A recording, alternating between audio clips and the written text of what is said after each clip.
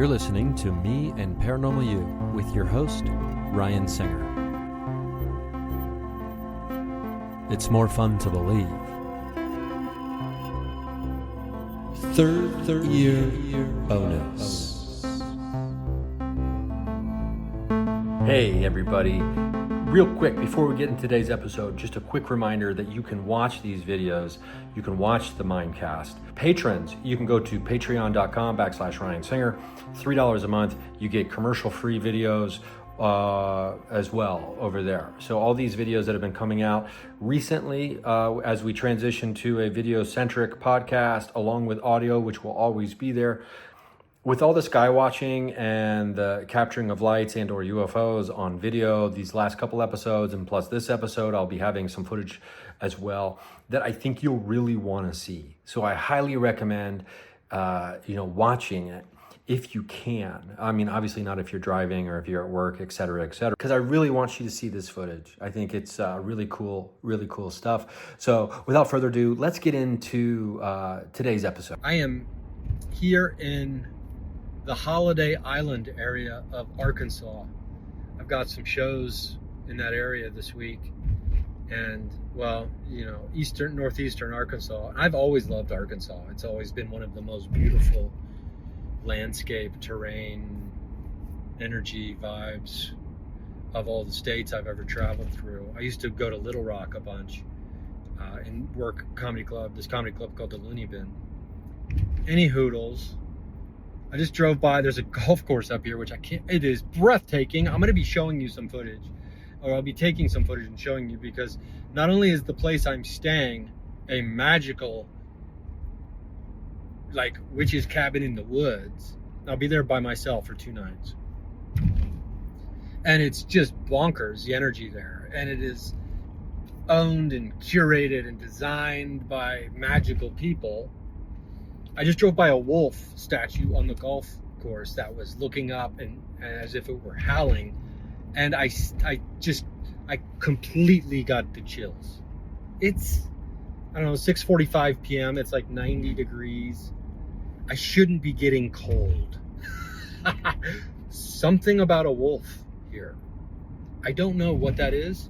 There's something about a wolf here in the Holiday Island area, Eureka Springs joint of Arkansas. We're going to investigate. We'll see if we hear a wolf tonight. Maybe a wolf will come up to the back deck tonight when we're UFO watching. We don't know what will happen, and let's see if I sleep. I feel like I am on the 2025. Is this place too crazy for me to fall asleep to her? I camped out at Mutilation Ranch. Camped out at another location. Well, didn't camp out, but stayed at another location in the Rocky Mountains where there were just lights galore, UFOs, orbs, whatever you want to call them, in the sky. So, and an animal banging on the window next to my bed, waking someone else up and not waking me up. I mean, and there was paw prints and a snout mark on the window right next to my bed. Can you believe that? I didn't wake up. Thank goodness. And that wasn't even the last night I had to stay there. So, like I said, any hoodles, I got to turn this AC on, so I'm going to stop. I'll have more, we'll have more info and more about the history and the lore of this area. As you know, you may not know, it's the Ozark Mountains. So basically, we're in the Ozarks, baby. It is breathtaking and hot. Okay, so I'm at this beautiful cabin right now. This is my second night, and what I've done is I've done a gateway meditation just a little bit ago, about 40 minutes of a meditation where I was practicing liftoff in my reball, which is my resident energy balloon. So it's the energetic bubble you put around yourself, right, for protection and for travel when you're doing Gateway Voyager or Gateway, the Gateway meditations. Now, I think a lot of people probably are familiar with the idea of bubbling up and other energetic bubbles and things like that. It's very similar to that, from what I can tell. So anyway, I needed this mic stand, right? I mean, I think the name of this, the subtitle of this episode should be "Not All Mic Stands Are Needed." Because I walk outside and it's pitch black. I'm in this mountain, in the Ozark Mountains, and I am being as lackadaisical as you can be as a person and as casual. I don't even have my shoes tied. I didn't even put socks on. I'm just running to my car for 15 seconds to go find this tripod that's probably in the back seat. So I go out there, and then I get off of the front steps, and then almost immediately I hear like a snort, like a large animal not happy about my appearance, right? And I mean, there's a neighbor right next door, there's a neighbor over here, there's a couple neighbors across the street. It's not like I'm in seclusion out in the middle of nowhere. Like I initially didn't know if I would be initially when I showed up. When I showed up, I had no idea. This is a beautiful, bonkers cabin. I probably will be splicing in some just B-roll of some of the really amazing figurines and totems and crystals everywhere. This is a witch cabin in the mountains, supreme deluxe. It's amazing. I slept like a baby here last night. So I walk out to get that that tripod, and I hear this, and then almost like a claw on gravel, right on dirt, like just moving like, and I just came right back inside. To my credit, I'm here alone, right? So I grab a flashlight and I go back out there, and I beeped my car, unlock my doors a couple times because it's a loud noise, and I figure it might startle something away. So it probably did if it was out there. My beep, beep, beep, beep, beep, probably startled. Nothing out there, but I couldn't get this damn tripod fast enough. That's for sure. So what I want to tell you about the Gateway meditation that I just did, I've been traveling a lot, the last few weeks, so I haven't been able to get my meditations in as often as I'd like. But something occurred during this meditation, which I have not experienced before during a Gateway meditation. And I feel like I need to mention it and put it on the record just for posterity. Yesterday, I think you already probably saw the video of me driving through town and talking about a wolf statue that was on a golf course. And so I took a drive yesterday to explore. I found this golf course. There's this great wolf statue. You probably heard me talking about it. Now, I explored another town today, Eureka Springs, which was bonkers. It was amazing, incredible. Too bad every house there is $500,000. Or I would live there tomorrow. I would never leave this place if, quote, the winters are very cold and snowy and the summers are very hot and muggy, which, end quote. I don't mind the hot and muggy summers, which it is right now, right? But the very cold and snowy winters, up on a mountain, you're just stuck. I mean, you just have to make sure you have a cozy place like this, and then you'll be fine, I guess, as long as the internet keeps working. Any hoodles. So I saw that wolf statue, and I was like, oh, I think maybe wolves might be important or something. I don't know, right? So I'm doing this meditation, and I'm doing wave 3 liftoff. It's wave 3, number 1.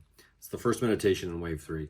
And I'm just building the reball, the resonant energy balloon, and I'm lifting up and then coming back down, lifting up a little bit higher, coming back down, lifting up even higher, coming back down. And as I lift up through the ceiling of this cabin, there's a second level where there's like a big loft bedroom. It's just incredible here. I lift up through the ceiling, and then you're supposed to hold your position and observe in all directions. Those are the instructions of the meditation. I've done this particular meditation. I've been doing the Gateway program since last year. So for months and months and months and months, I do the same ones over and over and over and over again before I progress on to future ones. Because I want to make sure I have, some kind of mastery, or I have incorporated the tenets of, the foundational aspects of these things, which is probably me going overboard. I should just keep going, moving forward. But nonetheless, this is how I'm doing it. That's just how I am, I suppose. And I like to try to give myself the best chance to do things the right way, right? So I float up through the ceiling in my reball. I'm up there, and I chill out. I notice something bright which doesn't usually happen. I notice that I'm not by myself, which never happens when I'm doing this meditation, this specific meditation, right? Wave 3, liftoff. And there is something like bright, light blue, ice bright blue. And I can't exactly make out who and or what it is. I get the sense that it's an animal spirit. I get the sense that it has some kind of mask, potentially like a raccoon, but I'm like, a raccoon? This doesn't make sense. Is it a wolf? Is it a fox? It's some kind of animal spirit like that. And it's just chilling out there, up there, in the side of the room, as my energy balloon comes up through the ceiling or the floor where it was residing. And I just have a moment where I'm like, hi. And it's just kind of there. And I'm trying to remember the feeling, the sensation, more so than conversation. It seemed great. It seemed friendly. It seemed welcoming. It seemed a little standoffish, as maybe kind of like, oh, I'm not real familiar with you being here. I'm here all the time kind of vibe, maybe. I don't know. My hair's still wet from, there's a hot tub here too. It's bonkers. So back to the reball, back to the creature, entity, spirit, whatever, protector of this place. And it's just boom, it's just right there. So, and then, next thing you know, Robert Monroe's in my ear being like, go back down, descend your reball. And so I go back down. And then I go back up even higher, and I'm passing through, and I see with it kind of, or I perceive somehow a glimpse of the bright blue, icy blue light, bright light, very light blue, icy. I don't know why I just want to keep saying icy, but that's just what I'm feeling, I suppose.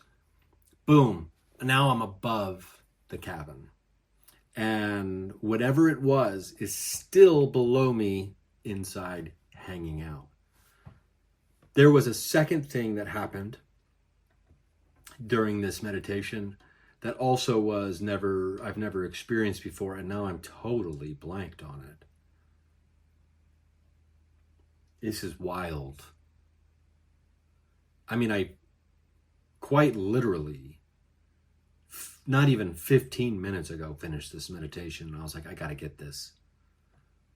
I gotta record myself talking about this.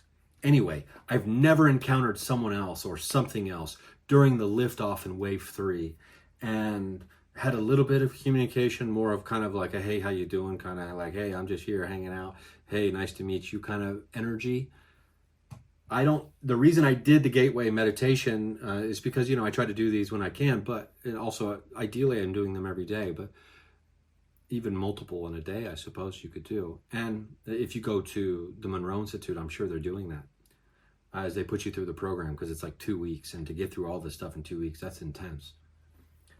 But there's a view of the skyline out here, and I want to see if I can, get my energy back into the right mode for that, and see if we can have any sightings, because I've had so many sightings in the last couple of weeks being out here on the road, specifically in Colorado, that now that I'm in the Ozarks, I'm like, let's see what we can get. We're in the mountains, and it's beautiful here, and I have heard tale of sightings happening here from from the person who has this cabin.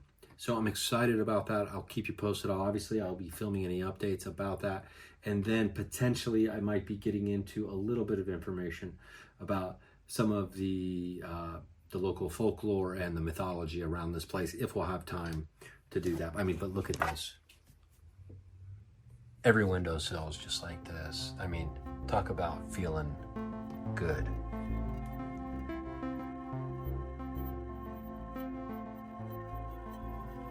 Okay, this is better. Salt lamp is on. Christmas lights on the stairs that were being referenced. You can see those a little bit better now.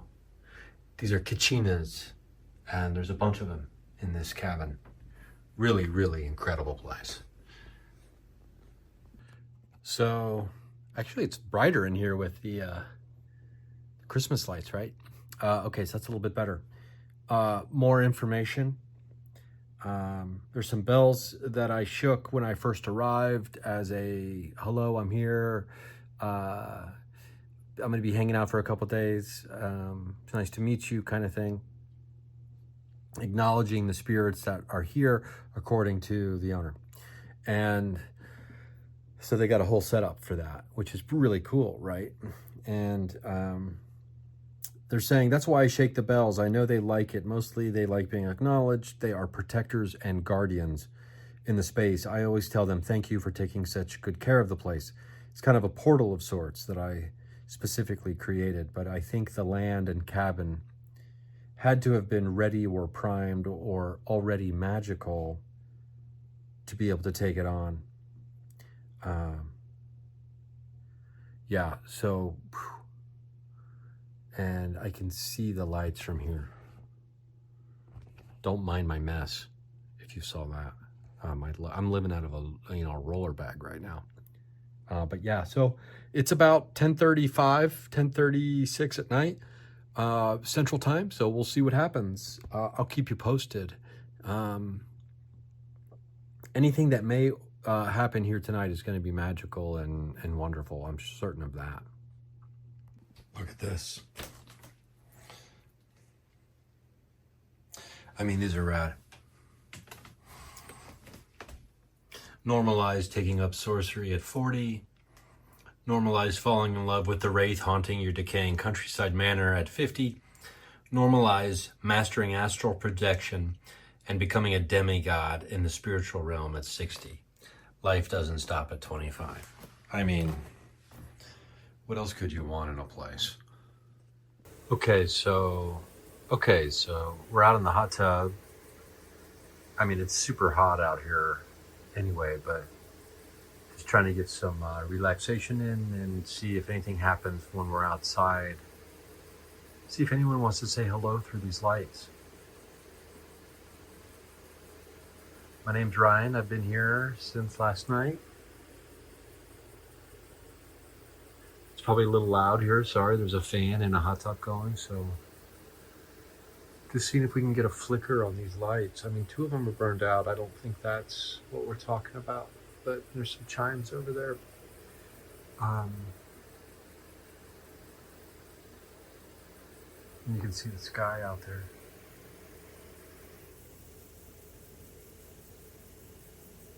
That's somebody's light out in the mountains.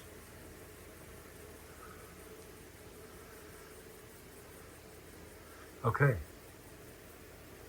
I mean, I can't recommend enough if you're ever in, the Southeast to go to South Midwest, I suppose, to try to go to Eureka Springs, the Ozark Mountains. It's absolutely gorgeous out here. I'll keep you posted. Possible light? Oh shit, I locked the door. Shit.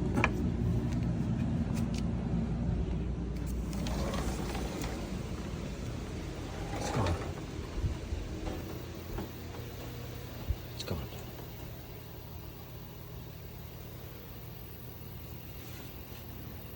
It's gone. Shit.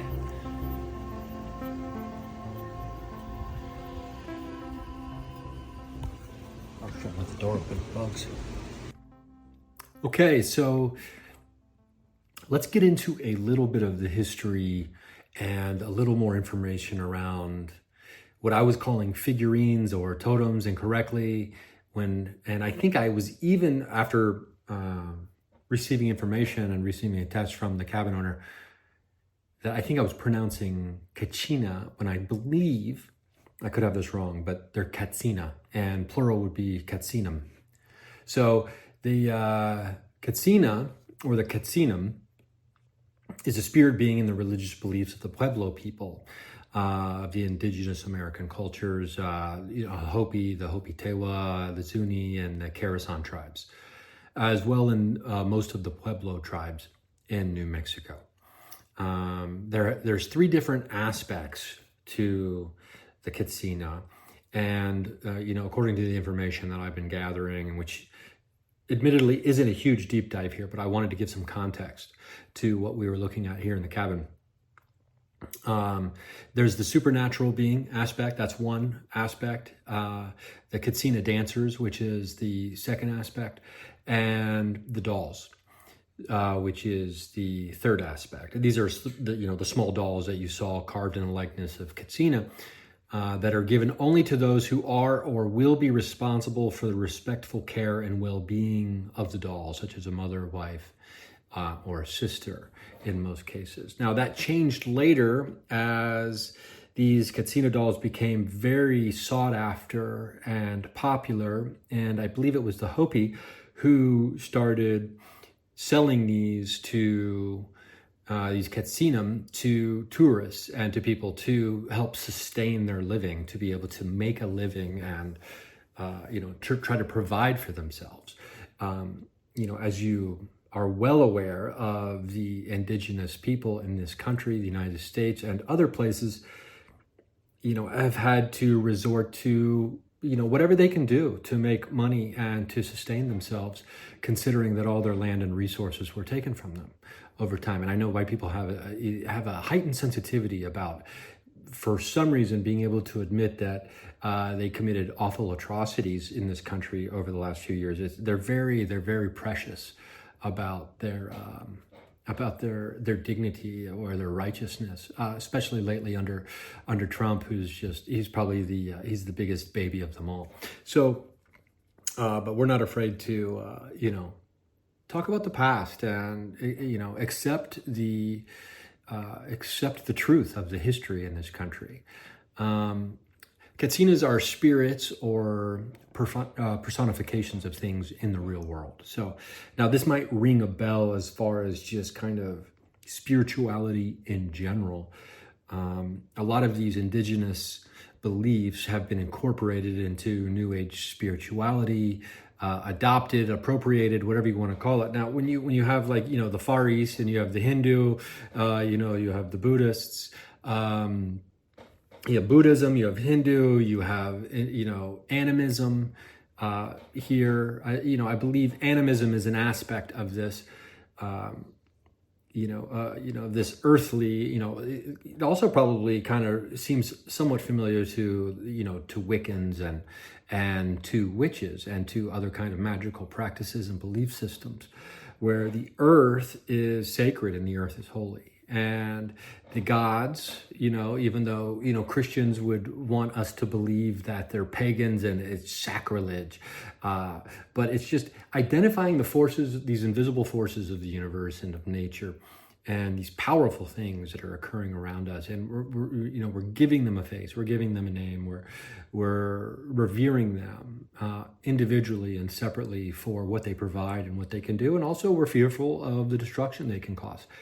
And a lot of people in the modern age, especially in the modern Western world in the United States, specifically in the last 10 years, and you saw this really happen with COVID as well, they don't want to believe that Mother Nature is capable of really doing destruction. And, it's got to be man-made, right? And all these things. So, people, or the wildfires. I was just talking to a comedian on a show, and he's like, "Oh, I heard the conspiracy. I heard about the Olympics in Los Angeles and how they started the fire to burn." People just don't want to believe that Mother Nature can happen and can destroy, especially when pushed to the brink of her limits. So conspiracies fill the gap that is left behind by our disbelief of the ultimate power and forcefulness of Mother Nature herself. Anyway, so these kachinas are spirits or personifications of things in the real world.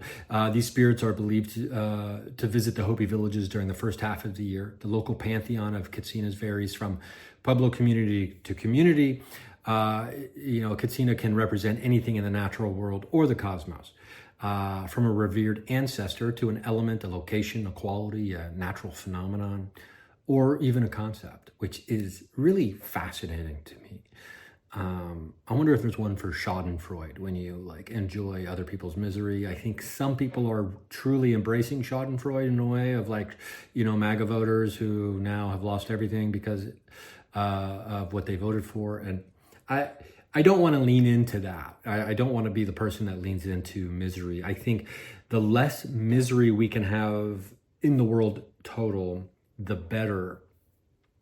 And I guess that would be, according to me, bastardizing one of the tenets of Buddhism, it's letting go of attachment to things, specifically money, objects, and because attachment is misery, existence is misery.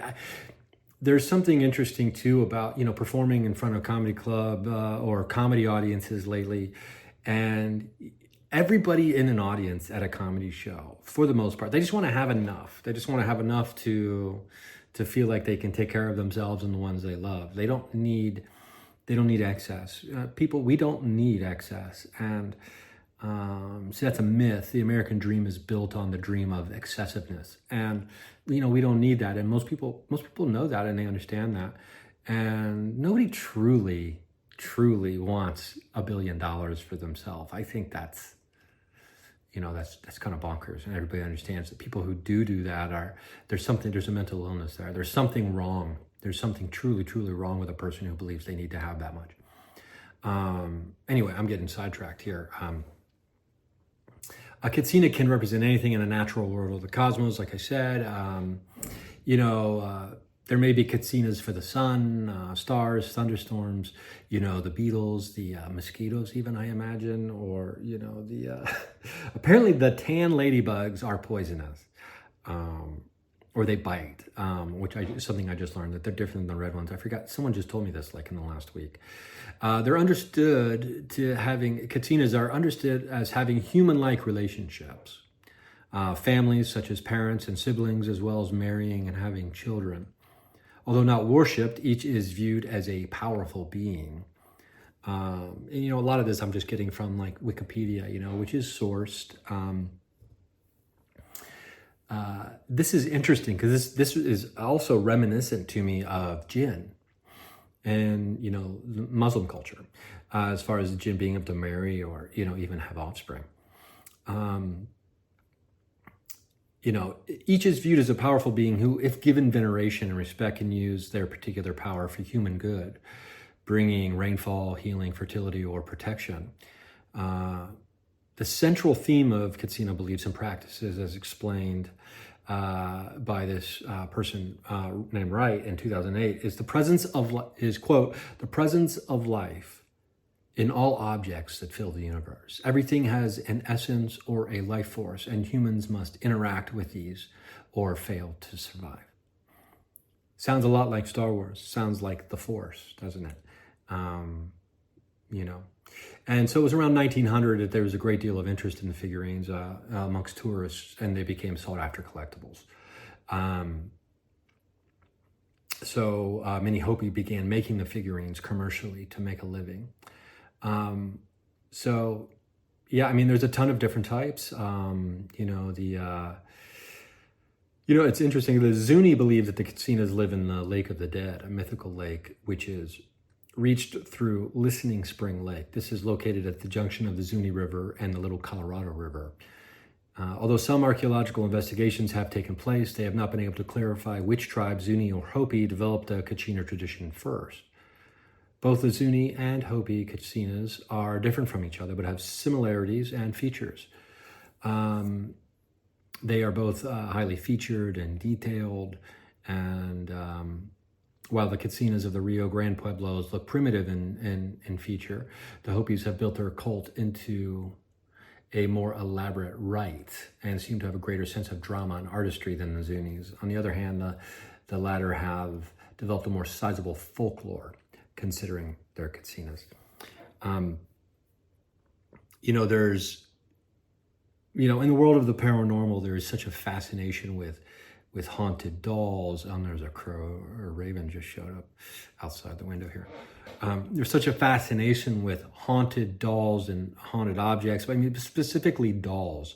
And even when I was at the cabin, I noticed these right away. I didn't get into noticing the details, and as I already kind of spoke about it, the vision of the thing that I saw during the Gateway meditation, and the correlation to many of the kachina that were in the cabin was striking, because many of them were turquoise and or white colored with masks, and to me that was very reminiscent and striking in comparison to this entity that I encountered during the meditation.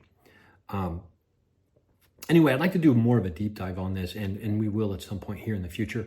But for the second half of this, or for the rest of this particular episode, we're going to go back out to Colorado, and I am going to do, basically, I'm going to show you, an unedited version of the skywatching that was filmed, maybe around 20 minutes. And I will be doing commentary over the top of it, so you don't have to hear me yelling or whatever the hell I'm talking about at the time that it's happening. We'll deep dive into, maybe some of the more recent events that have been occurring in the UFO world, the orbs and the lights. And, if you're not following Christopher Bledsoe on Instagram, now granted, I don't buy into or get on board with all of the Christianity that's so closely knit into his messaging. But nonetheless, the evidence and the video evidence that he's posting on his Instagram on a daily basis with him and his family is striking. It's remarkable. It's really fascinating, cool stuff. I suggest you check it out. Christopher Lentz Bledsoe, I believe, is the Instagram handle. You can also follow Ryan Bledsoe. They do podcasts. Bledsoe Said So, I believe, is the name of the podcast. So anyway, I'm just going to be showing you unedited version, and you'll be able to see. I'm going to probably, if I have the time, I'm going to be making graphics to follow all these lights. There are so many lights going off in this thing. It is absolutely bonkers with a capital B. And there's no way I could even put up circles to follow and highlight all of the lights simultaneously happening.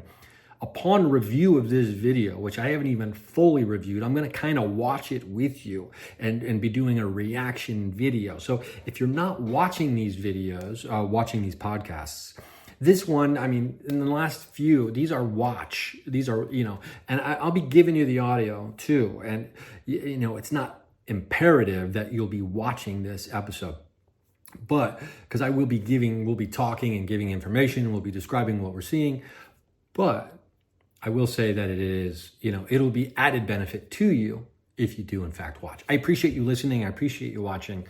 Now let's do that last commercial break, and then we're going to get into the Skywatch video unedited from outside the Rocky Mountains in Colorado. I can't wait to share it with you.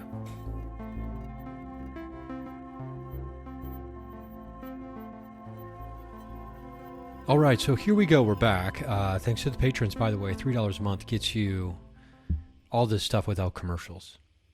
So here is, before we got started, I had to get the camera set up. I'm adjusting it. As you can tell, if you're watching this right now, it's a little bit dark. I'm going to probably add some filters on here, so it's going to lighten it up a little bit, but I'm also going to get this thing in focus here shortly.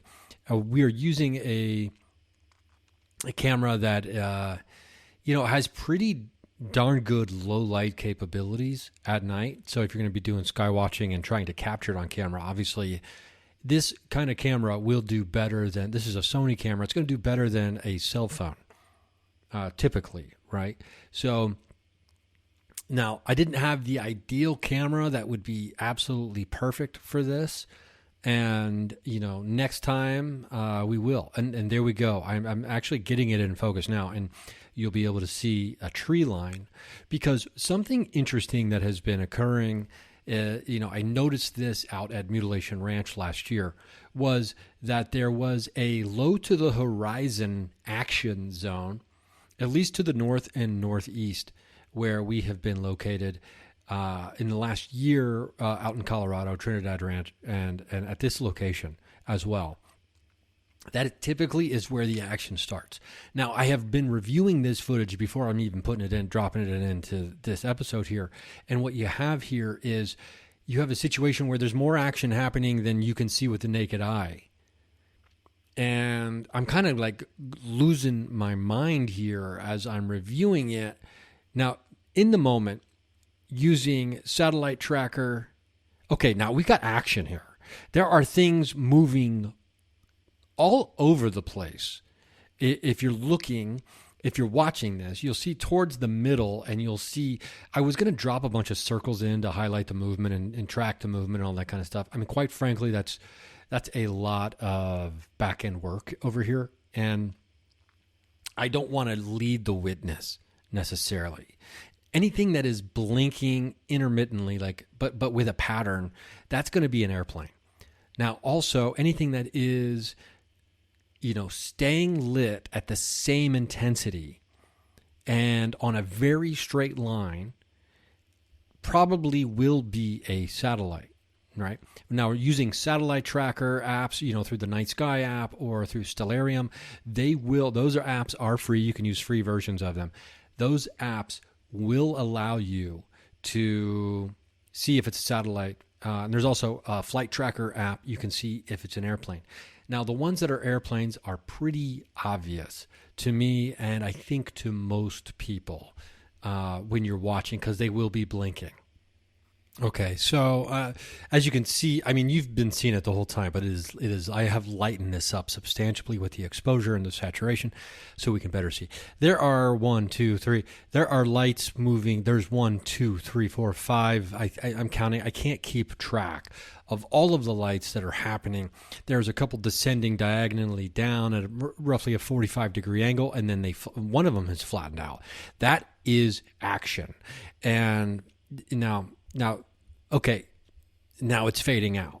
Now, you'll be able to see this, and I recommend you could even watch this. You could even mute me and just put on some music at some point if you want to kind of like, this is what it was like to be there. Now, this obviously is not the entire sky. This is a segment. There is action happening all over the place.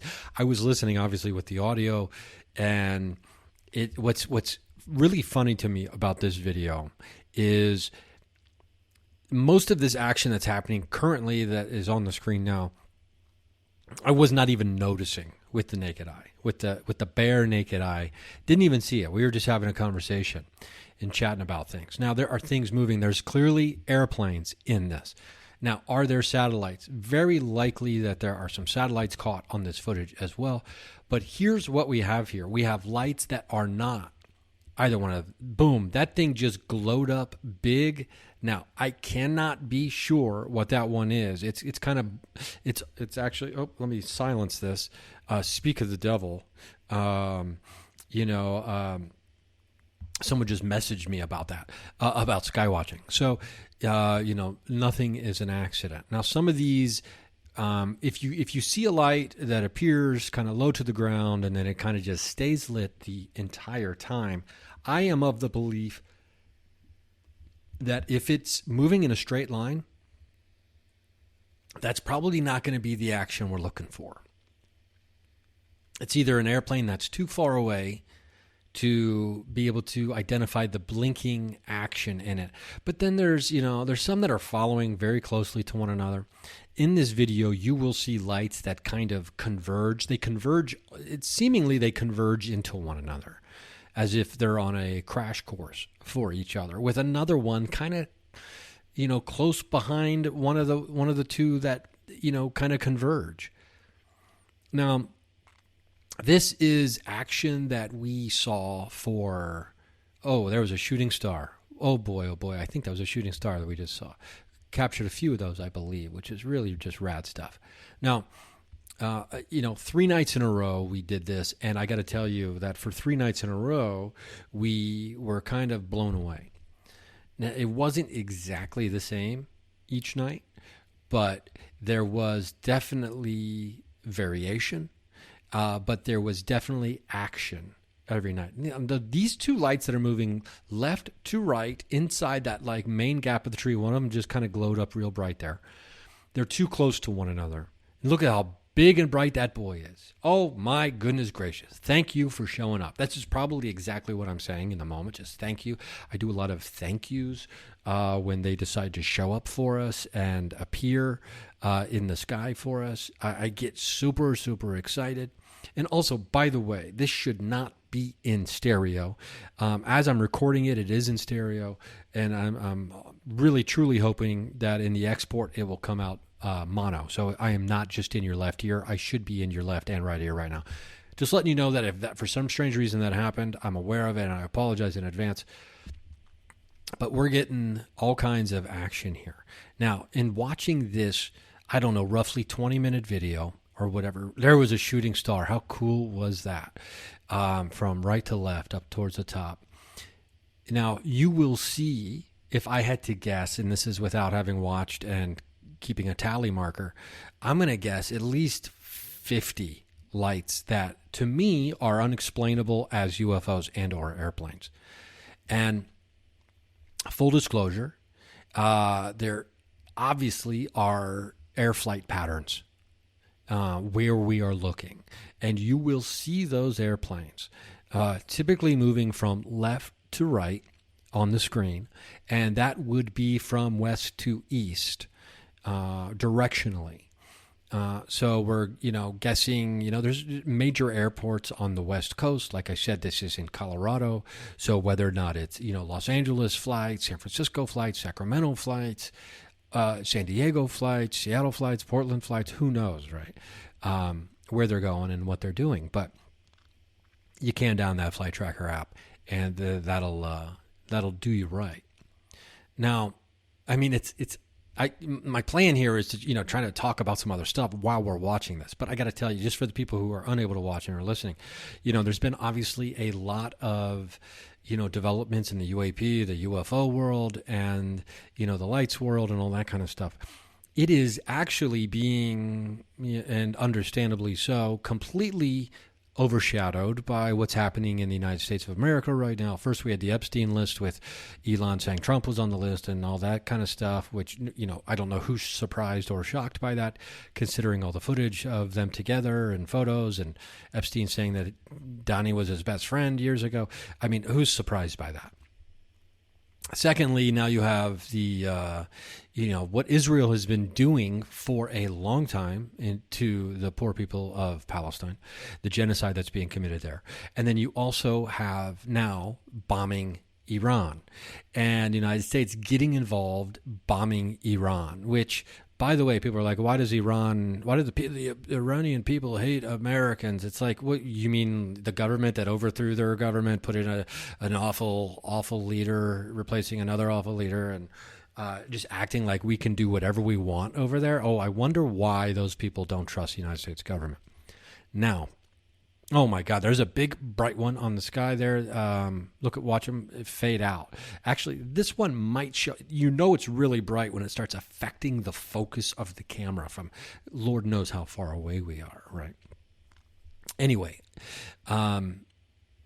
but, Dr. Stephen Greer is still out there with the Disclosure Project, still pushing ahead. The Boogosphere, I have to do a deep dive on the Boogosphere, but there is breaking news about the Boogosphere, this object that is from space, allegedly, and there was an attempt by people posing, by men pretending to be police officers. Sound familiar? That's what's happening in, different cities in the United States right now. Abducting immigrants and citizens alike. But there was an attempt, and they were turned away. They were thwarted, trying to steal the Boogosphere. Now, what does that? Why was someone trying to steal it? Because they're doing testing on it to see if they can prove that it is an object that is from outside of the Earth, that is extraterrestrial. So that is pretty interesting as well, and I'll have more info about that. Okay, so what's interesting here is there's obviously more pressing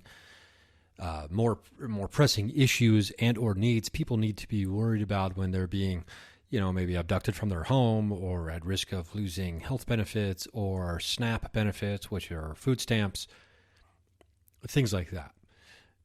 But what doesn't change is the nature of our reality. Wow. I mean, I get distracted because I'll be watching this video as we're watching it, and you can see a plane coming in from left to right, pretty low. It's blinking, kind of even has a pinkish red blink to it. Meanwhile, there's other lights moving that could be satellites and or planes that are further away. I have, like I said, I really boosted the exposure in the light. Look how bright that one got. I have boosted the light. And now watch him fade out. Probably, if he's one of the, oh, look at that one that just popped up top. Oh wow, thank you. That one is probably going to fade out as well. Very beautiful lights, just kind of flying around the nighttime sky out west. And is that one? That one's very, very dim now up top, and it's kind of going away. Now, is that something that's just flying away from us? Potentially, that is something that could be the case. Now, but like you can see there, that's a plane that is blinking, right? There's just no doubt about it on that one. Now, there's two lights up top that are kind of dancing. One's going away, and one, they're just. It's just now it's going straight up as opposed from going from west to east. Just bonkers type of activity out here in the sky. Now, obviously, an intention, we set an intention when we get out there, or before we even go out there, and try to have an intention set that we want to interact and commune with and or see, play with, enjoy, communicate with. ETs, extraterrestrials, lights, orbs, UFOs, etc. And boom, what do you get? Now, what's interesting about the people who live out in this property is that potentially in the future might be open to some other people coming out there. Once they get all that figured out, and it's one thing to have one of your friends over. It's another thing to be doing something like that. I'll obviously keep you posted about all that, but that'd be something that would be in probably not till next year anyway. But I can't think about that kind of stuff right now. I got a lot going on, but as does everybody else.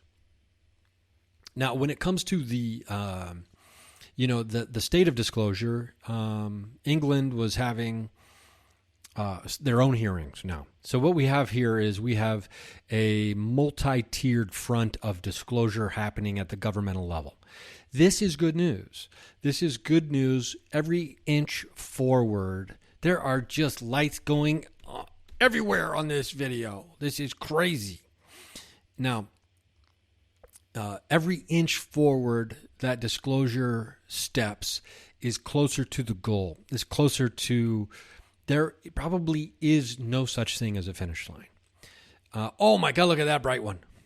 So if you're just listening to this, I apologize, but I mean, you really got to watch this. This is just, imagine being there and experiencing it. And you can be. You can just go outside your house, wherever you live, and you can do the same thing. And for all the people that I've talked to, which is a lot, people reach out to me about this kind of stuff regularly, as you might imagine. And I reach out to other people about this kind of stuff as well.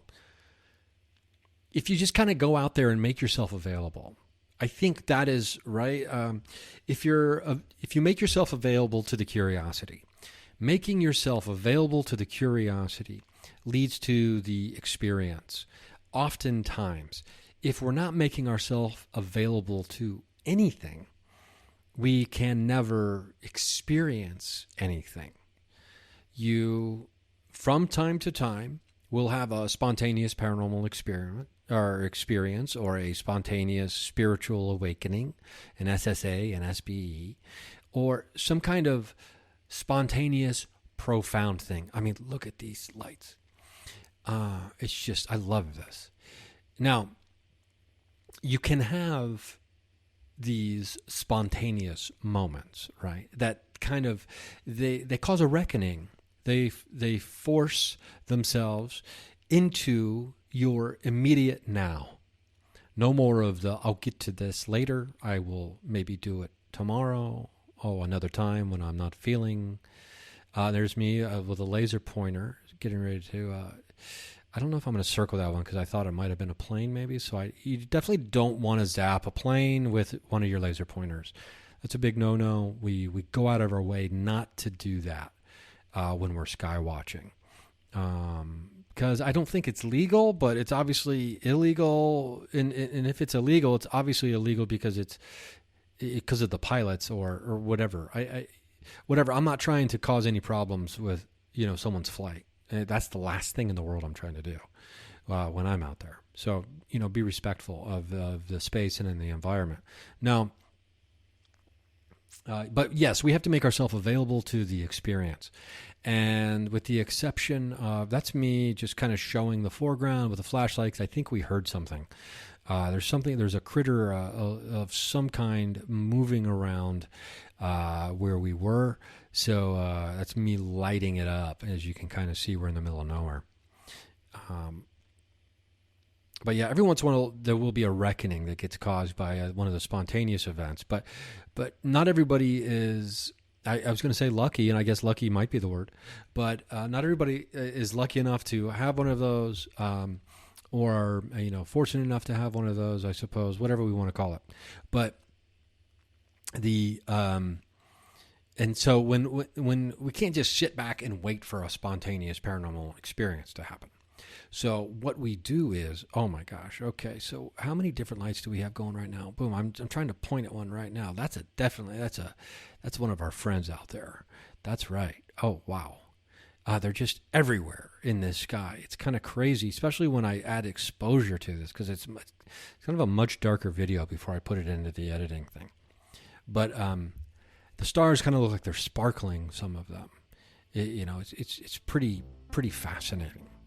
And we're getting to the end of this particular video, it sounds like, because I'm hearing the music come on. But let's make ourselves available to curiosity. And that will lead to the experience, that will lead to the witnessing, that will lead to the interaction. Shooting star just shot. Right as I'm saying that, just as I don't know, maybe... just to try to drive the point home a little more. What's something when you confirmation of something. But yeah, so just go outside. And what I would recommend doing is, if you can find a location where you're able to look a little more to the horizon, you don't have to be looking straight up in the sky. I mean, if you've seen some of these lights in this video, you understand. Look at this bright. Oh, you bright beauty, you. Oh my God, it's going to blink out probably here any second. But anyway, yeah, so thank you. Let's make ourselves available to the curiosity. This is your buddy Ryan Singer saying, I love you. I hope you love yourself. Get out there and do some sky watching. I'm still on tour. I'll be at Go Bananas Comedy Club. I'll be at the Jukebox Comedy Club, the Comedy Attic. I'm everywhere this summer. And hopefully I'll see you at a live show. And if not, I'll just see you at the watering hole on the astral plane.